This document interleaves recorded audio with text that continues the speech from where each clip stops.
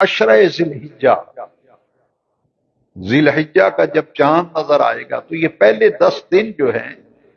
ان کی بڑی فضیلت ہے، اسے کہتے ہیں عشرہ ذی الحجہ۔ اتنی فضیلت، والفجر ولیال عشر، اللہ کریم نے ان 10 راتوں کی قسم کھائی ہے قرآن کے اندر،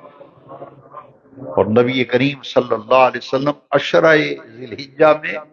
روزے رکھا کرتے تھے، تو اللہ کریم توفیق دے تو ان دن کو روزے بھی رکھے جائے، ذکر و عبادت کی جائے، دعائیں مانگی جائیں، اور خاص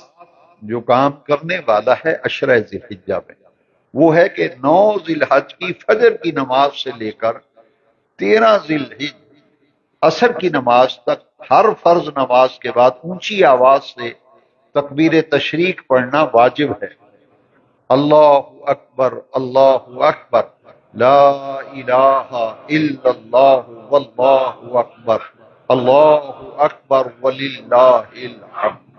اسی طرح عید کی نماز کے لیے پڑھنے کے لیے آئیں تو یہ تکبیرات پڑھتے ہوئے آئیں، عید کی نماز پڑھ کے جائیں تو یہ تکبیرات پڑھتے ہوئے جائیں۔ یہ اس حج کے ایام اور قربانی کے ایام میں 2 چیزیں ہیں خاص طور پر یاد رکھیں، ایک ہے تلبیہ، جو حاجی احرام باندھ کر پھر کثرت سے تلبیہ پڑھتا ہے 8 ذی الحج کو بھی 9 کو بھی،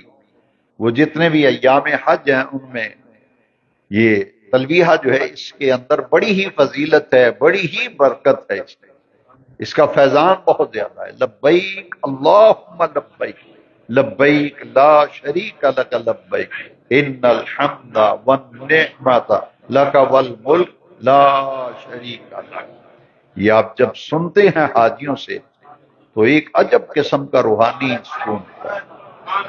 یہ الفاظ جب کان میں پڑھتے ہیں تو بڑا ہی ذوق آتا ہے، بڑی لذت آتی ہے، بے اختیار آنکھوں میں آنسو جاری ہو جاتے ہیں۔